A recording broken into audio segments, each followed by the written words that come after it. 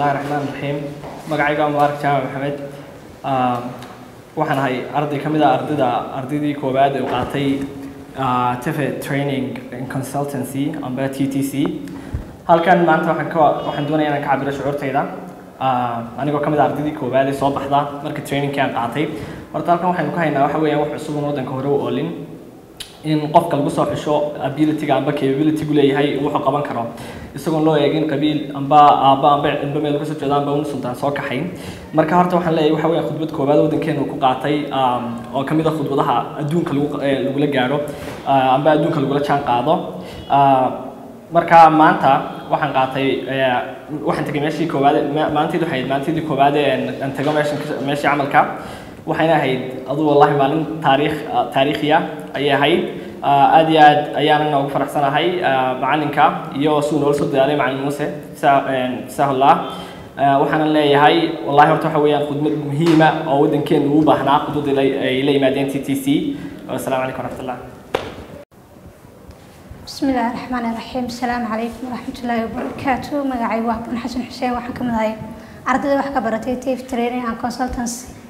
horta ma sha Allah waxaadii aad waanu ka baranay dhulkeena aad u geerto ma jirto dadka ma jiraan inta badan dadku wax way iibin yaqaanaan laakiin ma yaqaanaan sidii loo qancin lahaa customer-kooda oo wax inaga maqan suuqeena kamaan saadaradeed waxaan aad iyo aadna loogu soo kordhiyo oo loogu faa'iideeyay san waxaan iibinayno ugu qancin lahayn customer-keena dadkan aan soo dhaweyn lahayn wax iibkeyguna uu ahaan lahaa mid uu customer-ka qancay oo aan customer satisfaction u sameyn lahayn TEFE training and consultancy waxay soo kordhisay wax suuqyada dunida ka jira laakiin inaga inaga maqan anuna markii hore kolay wax fikro aanu ka haysanay ma jirin sida suuqyada dadkeena waxay biyaaban wax uga haysanay dhuna xamaanan ka haysanin laakiin maanta ma sha Allah wax badan baan ka faa'iidnay wax badan baan ognay qiimaha uu customer-ku leeyahay sida loo soo dhaweeyo iyo sida wax loogu qabto customer-ka loo qanciyo ka aad iyo aad baan ugu faraxsanahay saan uga qayb qaadanay waxaan ka faa'iidnay ama xasanti بسم الله السلام عليكم ورحمة الله وبركاته مقاعي قوايان عبد الرحمن حسين كانت ترسن كان ميد أرضيدي كغلان شبيسي أما أقوه الرسي تفعدي الرسي صوب بحضة TTC نهارتا آد بان ugu faraxsana maanta inaan fursadan helo anaan marka hore horta inta gurigayga anoo iska fadhiyay la igu maanta fursad baa soo baxday fursadan ka qayb qaado maantana inaan macallin Muuse gacantiisa maanta ama maskaxdiisa wixii ku jiray uu maanta anaga na baro oo aanu maanta ka mid noqono ardaydii ugu sareysay ama ardaydii ku soo baxda heerkana maanta soo gaadhay fursad waxa ahayd horta aanan markii hore aanan niyada ku hayn ama aanan rajaynayn laakiin haddana imika soo baxday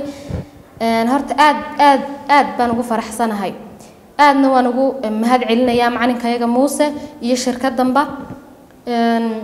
mid kale horta customer service wax yaani aan ka hayay ama fikrad aan ka haystay ama saa loola tacaamulo ama saa qof maxaa customer wax looga iibiyo ama loo soo dhaweeyo horta ma jirin laakiin alxamdulillah imika fikrad aad u weyn baan ka haystaa aadna maanta waan rajaynayaa inaan ku dadaalo ama fursadda ay soo baxday aan ku dadaalo aan muxuu ahaayay dadaalkii la iga baahnaa wixii la iga rajaynayay aan soo saaro mahadsantiin bismillaahir rahmaanir rahiim magacaygu waa Mustafa Ali Xasan waxaan ahay maamulaha TT Center ama TEFE Training Center oo ah xafiis loo aasaasay inuu soo saaro ama wakiriyad gareeyo dad ku haboon inay noqdaan sales people kuwaasi oo wax badan ka bedela environment-ka wax iibka ama suuqa marketing-ka ay hadda taagan oo mustili aad arkayso in ay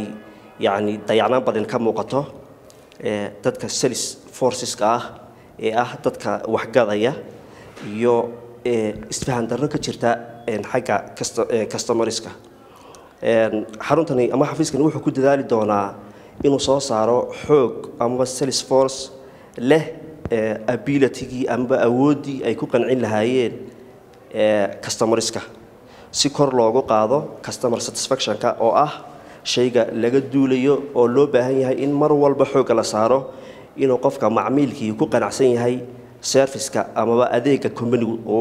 ama shirkadu ay siinayso